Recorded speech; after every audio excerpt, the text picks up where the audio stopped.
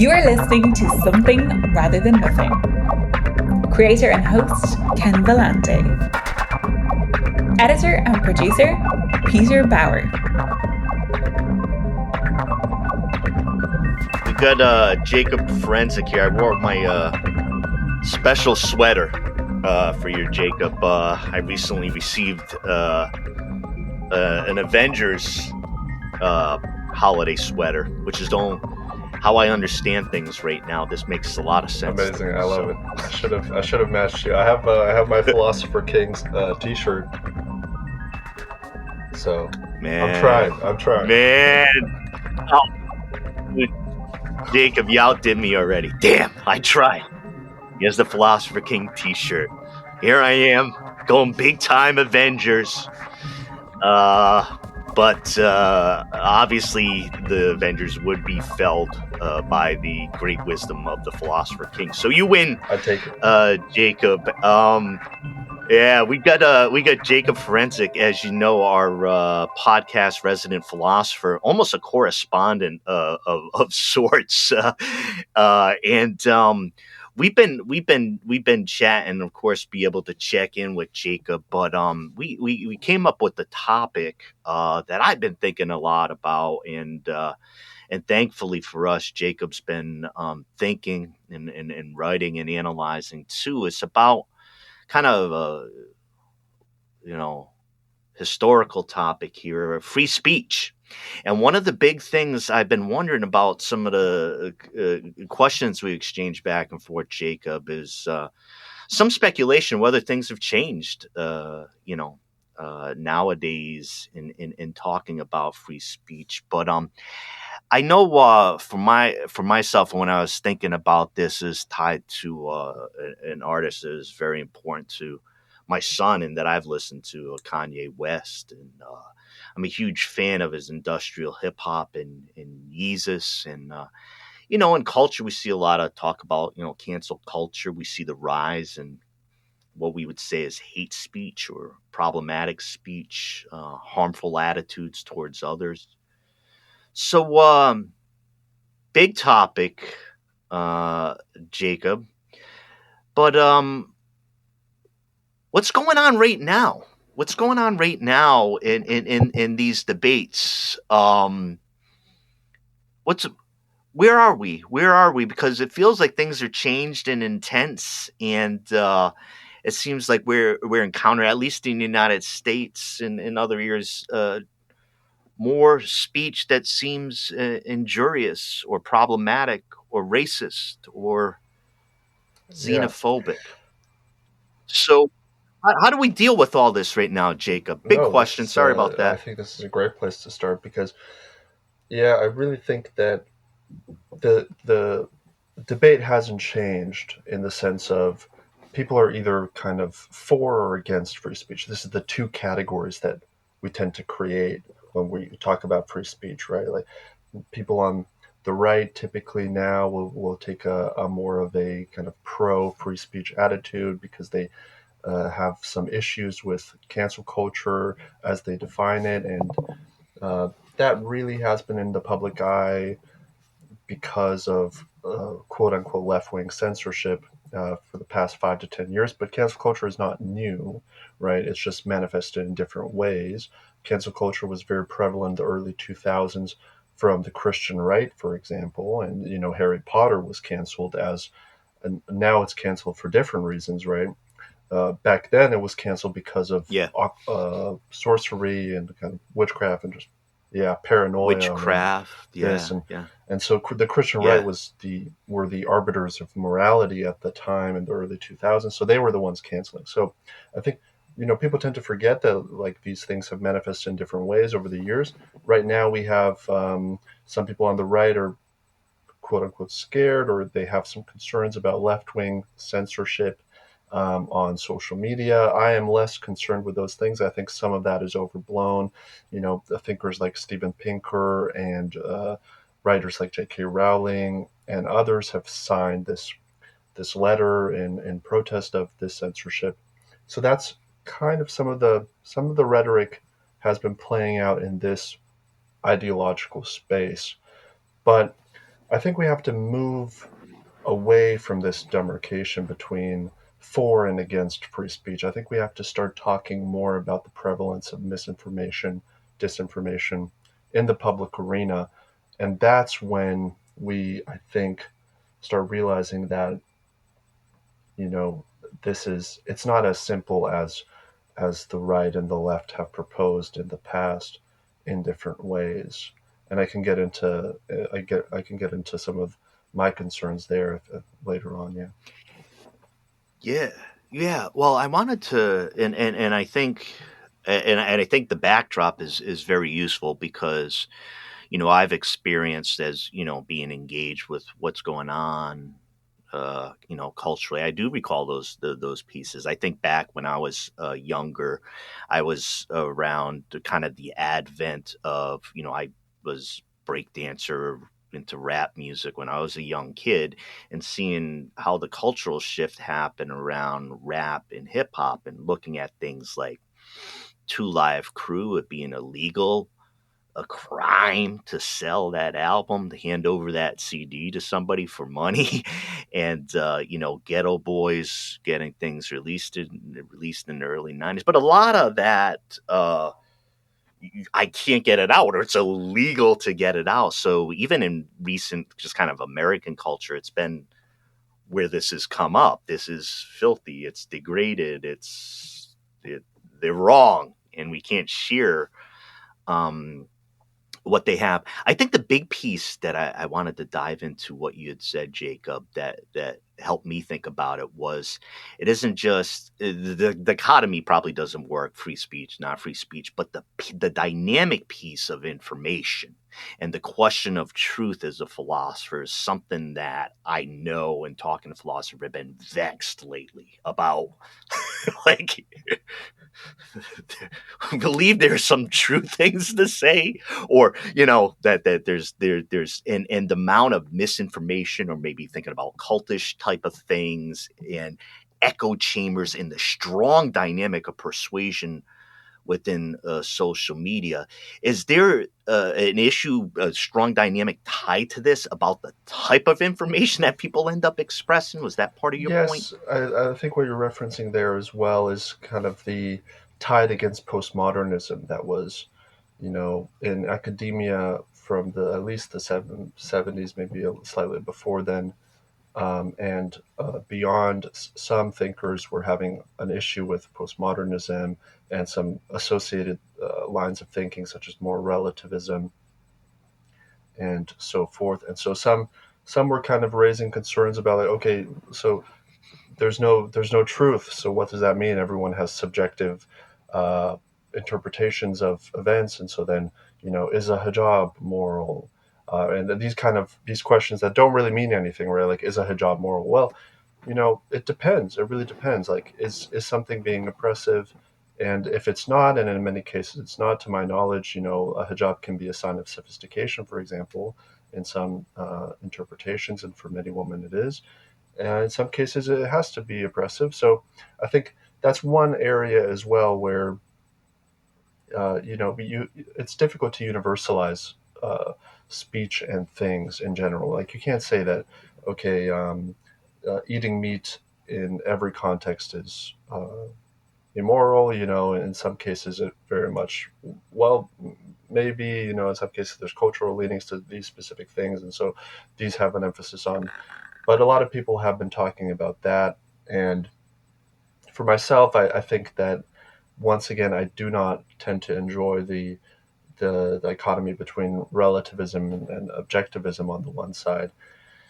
And so I think you can make moral judgments, for example, and I believe that in some kind of utilitarian view, I think eating meat is immoral because I think consequences matter, and I think that moral suffering is kind of a catalyst of that is relevant here. And so I think that is something that you can, quote unquote, universalize, but enforcing it is a different thing. Some of these things are quite complex, right? So that's another way I think we can look at this debate in the sense of, I don't think there's just truth and non-truth. There are a lot of different moral questions, and a lot of them are morally significant for different purposes, and when you apply them to specific scenarios, then you can talk about each case scenario. They tend to be quite complex, the world is nuanced, the world is difficult to talk about, right? Like, it shouldn't be easy to talk about, right? If we're making things easy, then that's probably a sign that we're misunderstanding it in the first place, so that's one kind of further delineation I would put there. Yeah, the talking about the dichotomy. We're talking about framing, and the pro free speech, or censorship. This dichotomy doesn't work. How do we frame? How do we begin to frame the idea of beliefs around free speech? Because I'm not saying necessarily that we end up there. We think in categories, right? As philosophers, we try to be like, how do we frame this debate so people can engage in the debate? And what I hear you saying, and I agree with, is that I'm for free speech, I'm against free speech, really doesn't get us anywhere. As a matter of fact, it might impede progress. So what's the frame for entering into this? And also, if you wish to include it, does that where we bring hate speech, the question of hate speech, into the discussion? So one, I think, unhelpful way of framing it is, or at least one way that people have been framing it, and I want to kind of flag it as not particularly helpful, is people tend to believe that humans are kind of a tabula rasa, this blank slate, the John Locke notion, that everything they hear, they believe, right? I don't think that's correct. But there is an aspect to it that is true. I think that's when the misinformation, disinformation stuff comes into play. So I think often we are rational agents. We have to give credit where credit is due. A lot of people who engage in social media, they are rational agents. They have educations. They have years of experience. We can't just call everyone intuitive, walking, irrational people, because that, on the one side, that is elitist, to say that everyone who's engaging in social media is now a possible demagogue, or possibly liking demagogues and harming democracy as it is.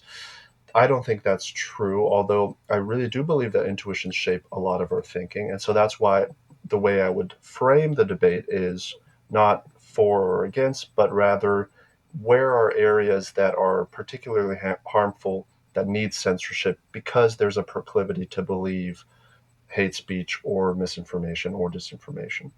And so in that setting, there are, for example, let's talk about recent news. Kanye West, or Ye, or however he wants to be called nowadays, has recently been quite anti-Semitic. I don't recall the specifics, but he was doubting the uniqueness of the suffering of the Jewish people in the Holocaust, among other things. Some of his claims on Alex Jones when he platformed him, but also elsewhere. Now, the ahistoricity or anti-historicity of those statements is one thing that we don't have to get into, but for anyone who wants to read about that, Timothy Snyder, Bloodlands, fantastic book that I actually just finished reading, that talks about really the unique suffering of Eastern European Jews, who were a large victim, but also just Jews elsewhere in Europe as well. But they were really transported to Eastern Europe, and 6 million Jews were killed there.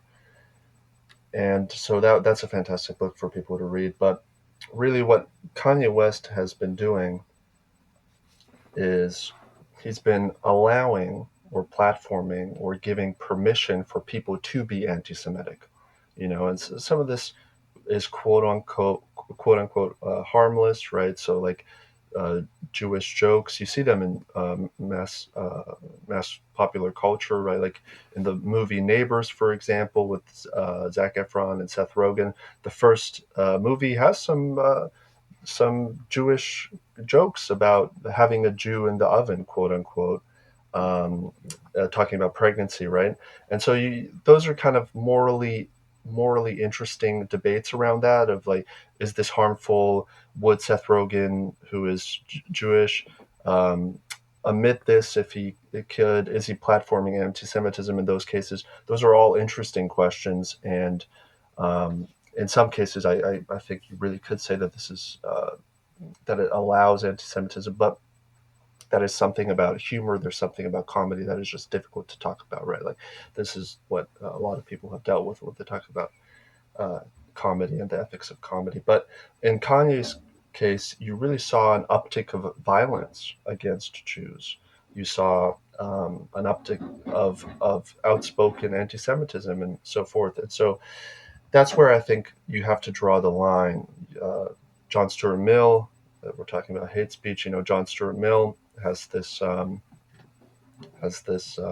principle that he talks about, and what his understanding is that when you are being hurt or injured, or there's violence against you as a physical being, that's when the free speech ends, or where it should end. That's where your swing should end if it touches your nose and so forth. I think that's a good one. That's a useful one, but there are potential limitations of that phrasing. It's really hard to draw lines in certain situations. That's for the philosophers, for the trained philosophers to come up with. And they have, they've written a lot of essays on this. I've read some of them during my undergraduate days. But in Kanye West's case, it's clear how it's harmful. It's clear how it's platformed hate speech, anti-Semitic speech. And in other cases, it's less harmful, right? Like in the neighbor's case in the movie, it's not entirely clear to me how that would promote vitriolic anti-Semitism. Maybe it is somewhat true. I personally am not particularly fond of that joke, or kind of anti-Jewish or Jewish jokes that reference the Holocaust and being in ovens. I mean, as someone who has been learning about the Holocaust, I've been a teaching assistant for this semester in a class on the Holocaust. It doesn't ring in any way interesting, or it doesn't ring funny to me at all, right? And so maybe it's just because it's really fresh to me. I'm sure that some Jews would find that joke maybe funny, and so difficult, right? It's very difficult. But yeah. Well, and I think part of it too is some of the influence from you, and I have some recent reading myself. The Holodomor, Ukraine famine. We had some overlap, you and I, online, and reading about that. And I think there is something about the context of it, right? That the offense seems to rise when the scope of hatred is so pervasive, provable, showable, and a massively destructive human event.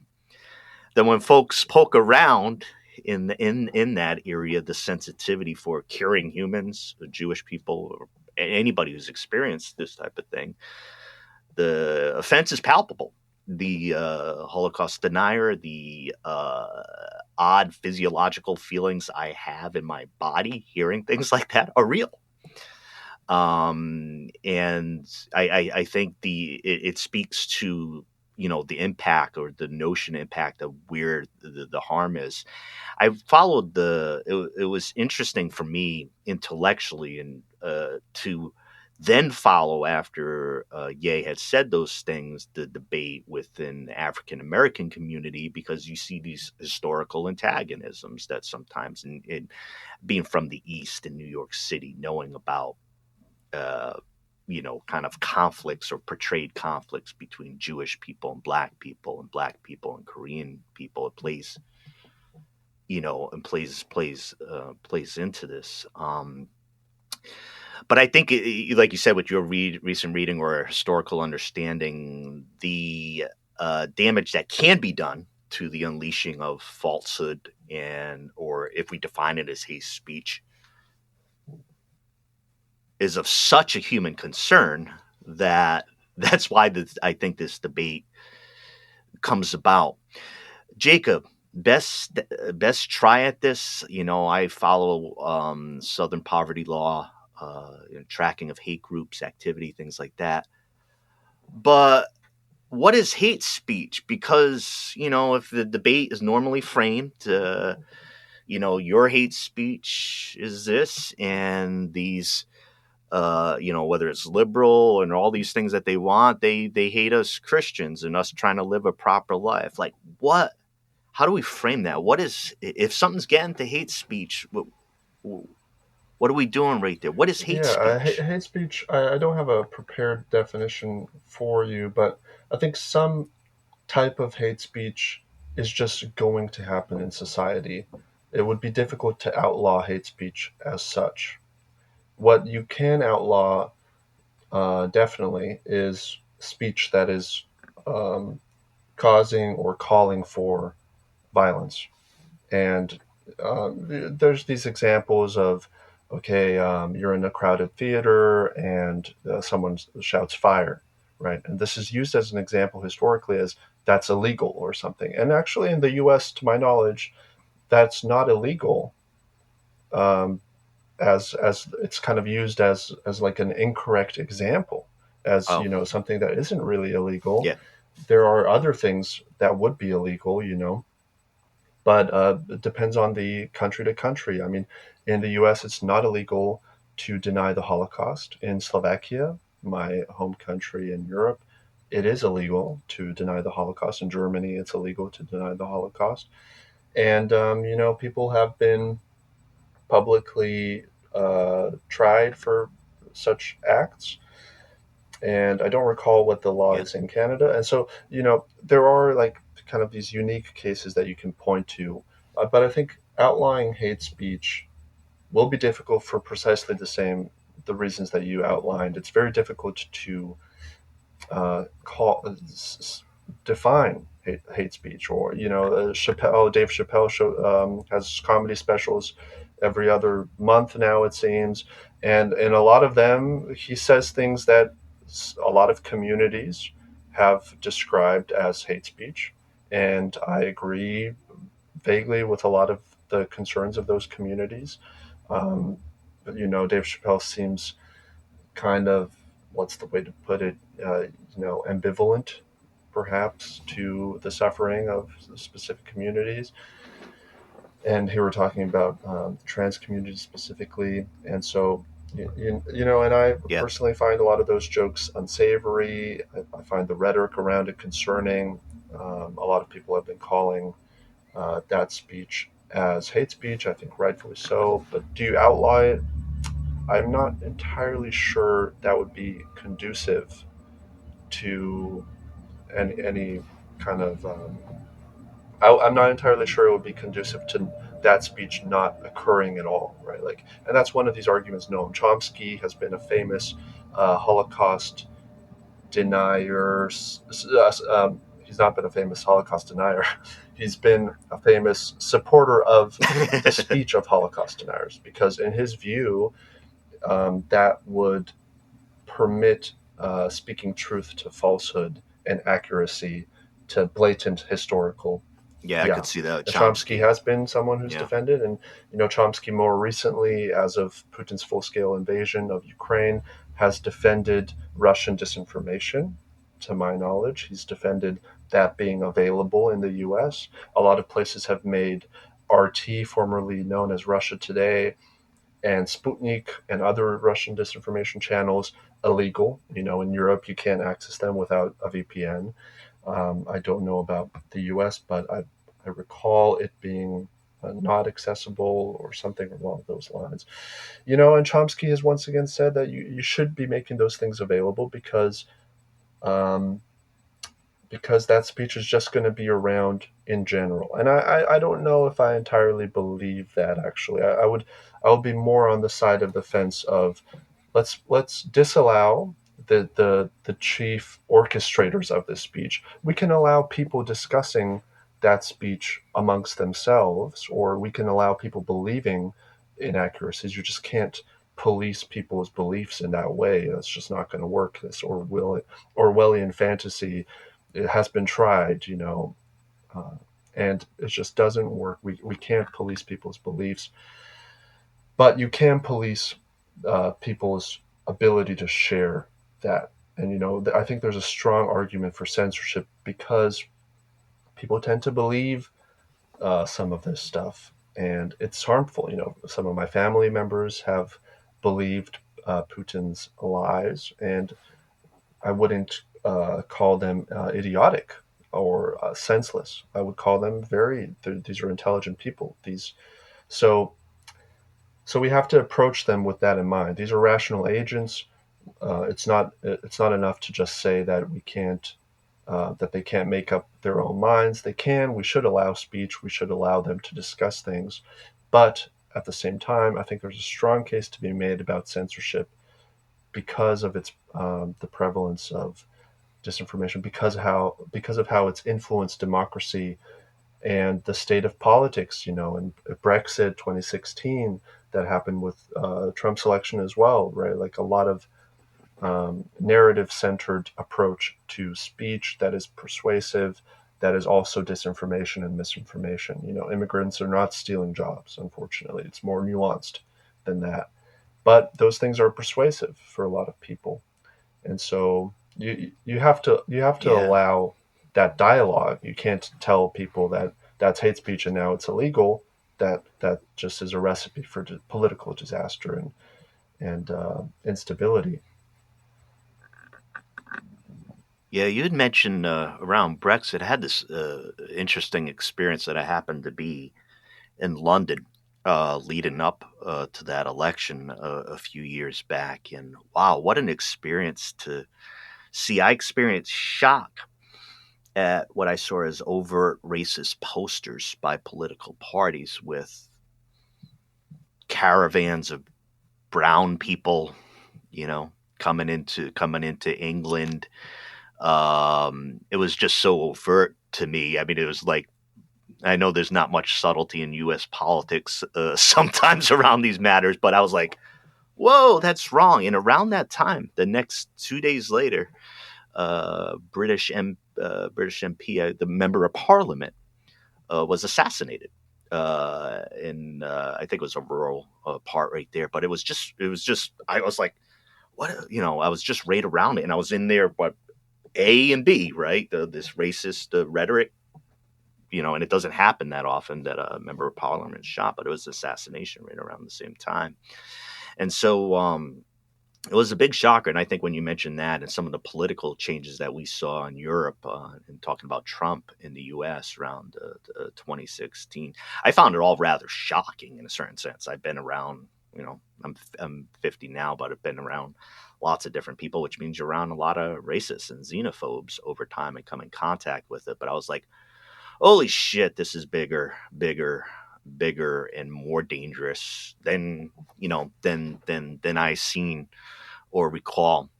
Going to the social media piece, let's talk about the Chomsky bit, right? So we got Chomsky, and I think we could definitely, as intellectuals, understand the point of him saying, like, the shit's going to be out there.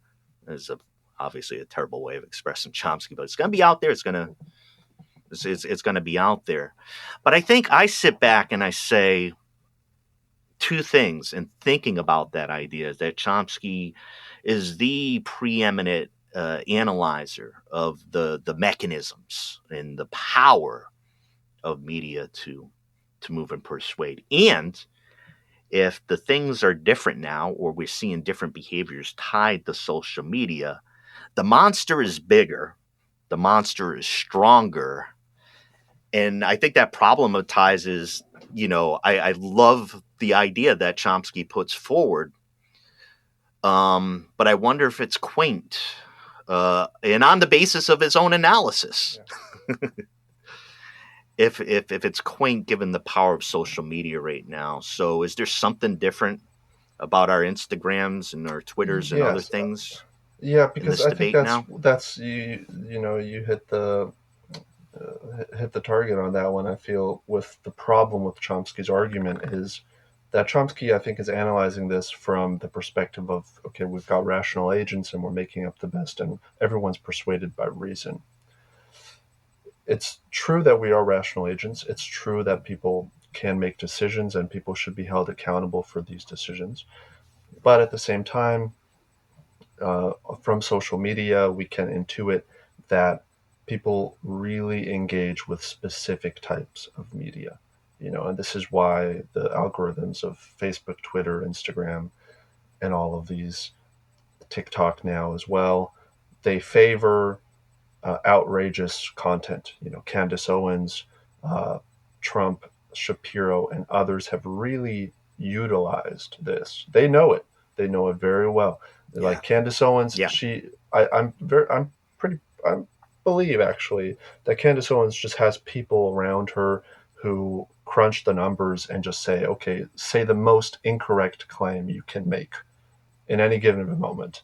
And it doesn't matter that, they know that her popularity is not going to go down with that tweet. If anything, it's going to be bolstered and it's going to grow. So in the early stages of the invasion, she had this amazing take that Ukraine does not have a history and that Russia is completely in the right to invade Ukraine, and so everyone from Anne Applebaum, journalists to historians to observers to Ukrainians, everyone has basically just said, look, Candace, that is so incorrect that it has to be some sort of outrage machine. And it probably was Candace just being like, okay, what can I say that is so incorrect that will get engagement and will further my account to more users. And you could credit Trump to a similar tactic, but I don't know to what extent with Trump it's just accidental, that anything that he says tends to be incorrect or tends to be, yeah. A tendency, so I think a lot of these people, they use this. Shapiro, supposedly, I've heard Shapiro described as nothing like what he is on camera, that all of it is a show. And that show is, look, we're gonna create outrage. We're gonna create like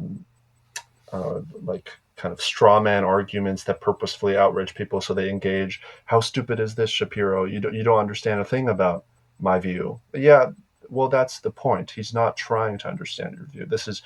It's not even entertainment. Right. It's just how do I get the most numbers? How do I get the most engagement? So the best way to deal with that is just to block all the users who tend to outrage us. I don't ever look at Candace Owens. I've blocked her. I've muted other accounts that I think that utilize similar things. Luckily, I've been blocked by some people who do that. Eric Metaxas, this Christian right pundit of Trump lately, he blocked me because I was engaging with the content. That's great. Other people are, tend to block a lot as well. So that's something we have to take into account. That's something that Chomsky, I don't think, is really reckoning with as much as you should. These people, they are only looking at engagement. They're looking at numbers. And how do you maximize engagement? It's by creating outrageous content that is fake purposefully, or it misrepresents truth purposefully so that others retweet it. This is such a dumb take. How can Tucker Carlson believe this? Well, now that you've said that, now that you've retweeted that, now you've fed into the machine that is Tucker Carlson. That is his business plan. That's his algorithm. He doesn't care that you don't like his content. He just wants you to share that you don't like his content because that promotes him to other accounts. You have an opinion. Now you have an opinion on it. I don't like this. All right. Everybody's engaging in their opinion on it. And it's part of that maybe other sidesism too. I know when I've worked on political campaigns and, you have a campaign going and one Yahoo down the street says, I am the opposition to that measure, and they get 50%, of the coverage because we think, okay, and I think that is fascinating when I think as a philosopher, when you see things starting to be debated that you thought settled, were settled. And I think some of these questions are like that. I thought these matters were settled, and they're not, and things change. And I think one of the things of value that you made me think about, and even at the outset too, about thinking how not necessarily political parties, but like political movements, how work has been done on a certain category, and then the other party co-ops it. For me, like the whole Trump media thing, for me, an experience in since prior to like in the 90s, where the left in the US was like, look, this is corporate news. It's tainted, even your New York Times and editorial board. So there's this strong push for a long time saying this is all business poop we get in the news, like basically. And that was pounded upon, and nothing wrong with that, but being critical, but that was pounded into a pulp. So when Trump said that shit's fake, well, everybody been saying it's fake or misinformative for quite some time. So as a political positioning, I don't think the left could have been like, wait a second, for all these years we were saying it was just corporate. It was true. And I really think it made a mess, at least as far as a political opportunism around it. I think Trump had just taken the work that the left had done and seen, see, they told you it was crap. And I'm telling you it's crap too. It's crap. So a lot of the work had already been done for other purposes, I think, but left us where we are. Hard transition, Jacob, because I never get a chance to ask you. Have you here? How's the guitar playing going? What well, about you know music? what? I actually just today sold a beautiful Ibanez blue guitar that I had. So that's how my guitar playing is going in a nutshell. I'm now I have my guitars on different continents. Basically, I have them on the West Coast. I have them in Slovakia, and I don't have any guitar with me in Montreal. And so I've got my Vic Firth practice pad here with my Dave Weckl signature signed Vic Firth 5A drumsticks, and that's what I do. That's how I spend my musical energy now. And unfortunately, I don't have a guitar with me. It is sad. I picked up a guitar the other day and I was just kind of playing, and I was like, oh, I don't feel it. I feel like I play so much worse than I used to. So yeah. It's just Yeah. yeah. Give It's it been months. No, it's great. I know everybody. Jacob does some stuff with music, and I think what's been really cool is when we had you on the show, Jacob, is like, yeah, we know we could talk about like a whole bunch of things, but I in general, I've always appreciated you being able to come on and talk about. Sometimes, a lot of times, it's like rate what I'm thinking about. And when you mentioned Applebaum, I love the ability, for us to like share some things intellectually and some really important reading. It's a special opportunity. I wanted to know, I do the show, and you hit some of the harder philosophy, but you're an artist, and you think about art. What about just general speculative thoughts as far as how's this? I mean, we are talking about art. We're talking about musicians. You seeing anything like artistically, like you have to respond to in this realm, or is it different in dynamic of creating controversial content or provocative content rather? But you see, you have some thoughts about in the art realm some of these dynamics formally taking place. I don't think that in the art realm there are a lot of artists who tend to be political in a way that Ye was. So I don't tend to respond to them. I don't tend to kind of engage with them that much. And also just my attitude in general is if there is controversial content, I tend to kind of steer clear as much as I can. I didn't directly click on, I make sure not to directly click on content that is kind of controversial, or I block it immediately. I mute it. I just say I don't want to engage with this. I think we have to reposition our way of. We can't be passive consumers of social media anymore. Like it's harming us too much. We have to really, like, when I'm on social media, I try to be actively engaging. I try to really, like, okay, now I'm hanging out on TikTok for a second. Let me see what's on TikTok. And then I leave TikTok and I don't passively engage. But when it comes to artists who people who should be on the lookout because of how awesome they are, let me give you let me give you one. At least Polyphia has been fantastic. It's kind of this instrumental rock, uh, if we can call it that, instrumental metal, kind of math rock or something. I think some of the kids are calling it. Yeah, yeah. Yeah, So yeah, yeah, Polyphia has been yeah. releasing really exceptional music. I forget the main guitarist's name, something like Tim or Ted or something like this, and really good stuff. I mean, I've been a fan of John Mayer's nostalgic album, his sob rock, kind of a homage to the influences that have shaped him.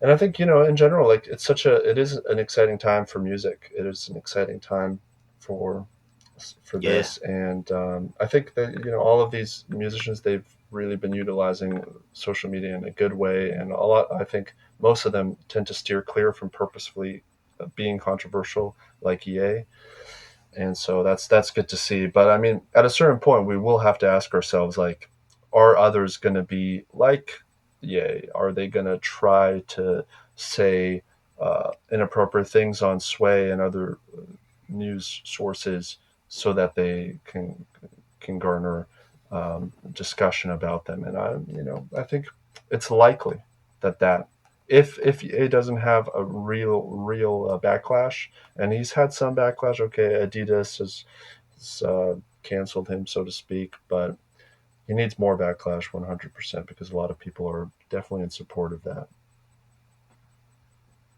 Yeah, yeah, I hear you. It's a tough topic, and it's a really good topic.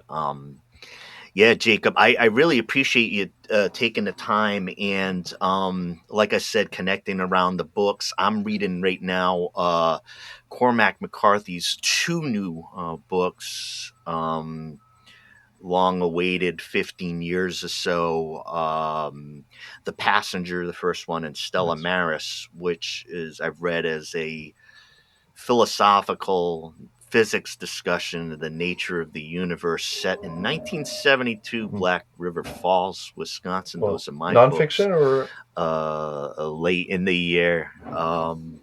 But before I let you go, I mean, you're a big book guy like me, and I get to indulge myself a bit. Before I let you go, you gobble up those books pretty regularly. What do you see as being something you've run into right now, or going into 2023, the type of thing where you get your head ready intellectually for what you see coming? yeah, What you been digging? I appreciate this question a lot. So yeah, as I was mentioning, I just finished Timothy Snyder's Bloodlands, which I found quite informative. People have been critical of it because, quote unquote, there's a Polish bias. I didn't see the Polish bias in it. I think he's fairly balanced. I would want him to focus a little bit more on the ethics of collaborators in the kind of Ukrainian, Polish, Belarusian collaborators, but he talks about it briefly. I've really been enjoying From Peoples into Nations by John Connolly. John Connolly is this titan in the Slavic studies. He's a historian, and he talks about the history of Eastern Europe. Really good book that just came out was by Maria Ressa, I think her name is pronounced. She's a journalist out of the Philippines. Her book, How to Stand Up to a Dictator, I found quite good. It talks about some of the stuff that we've been talking about in social media. And Yeah, I actually recently bought Zelensky's collection of speeches, which I'm trying to look at it. Something like A Message from Ukraine is the title of the book. Yeah. And that's just a gotcha. collection of speeches. All of the proceeds go to an initiative that supports Ukraine. So that's also great if people want to check that out. But I mean, as you're saying, there's so many. I have a collection of Ian Kershaw, a historian, two books that he wrote on the 20th century that I really want to read. I want to read The Future is History by Masha Gessen. Ben Rhodes' After the Fall. There's so many. I mean, so many books. The holiday seasons. Yeah, well, that's why I hit you up for them, and I like I say, I'm particularly we've talked. This is the third time you're on the show, and it's like, when we share some things, it's really helpful because at times it's been you end up in different communities, and I was directly in the university atmosphere for about a decade, and then you drift off and you do certain things. It's nice to connect and be like, hey, what's popping in your brain? What do I need to read now? So we got our field correspondent here having reported, Jakub Ferencik. Where are you right now? Montreal? I'm chilling in Montreal doing my MA at McGill. Montreal, beautiful. I've just tremendously enjoyed it. So I love incredible university over there, McGill. Montreal, what a city. I've only been there in the cold, Jakub. I have to say, I've never been in Montreal and felt warmth from the people and everything around, but we're having a mild winter, they're telling me now, which I'm happy about, but snowed recently, and just treading through that snow, it's difficult. Even though metro is the means of transport, the snow here, it gets pretty intense. But the fall, if you can ever visit in the fall, it was a really stunning experience, the fall in Montreal. Thanks for the recommendation. I've never been in their fall. I've gone there 3 or 4 times, and always in the deep dark of winter, but I still enjoyed myself. It was just great city, Montreal. I found it to be very cosmopolitan, arts oriented. Music is good, and you can smoke some decent cigars if that's your predilection as well. Jakub, thanks for coming on the Thanks show. So much for having me again. I mean, third time. This is great. And I love our correspondence. It's amazing. Is super too, and the thing is, I don't know if I had ever formally bestowed it, but you, field correspondent, philosopher on the spot. So I might need to call you sometimes when the world gets a little bit goofy, and I need some understanding. Very kind of you. Yeah, I mean, I wear the Philosopher King T-shirt, but I will have to tell listeners who got to this point that I am not the biggest fan of this elitist notion of Philosopher Kings. So I'm not one of those who. I no. You're not I didn't think Jakub Ferencik for those Plato folks out there is a fan of the noble lie and myths of social placement from the ancient Greeks. Fascinating, wonderful work by Plato, The Republic. I recommend that everybody reads it, but I still give props to Jakub's Philosopher King shirt. Well done, except for the elitist notion and everyone did it. Jakub, it's been a pleasure, and thanks for connecting with the listeners again. Thanks really for having appreciate me. It's been fantastic. I really appreciate it.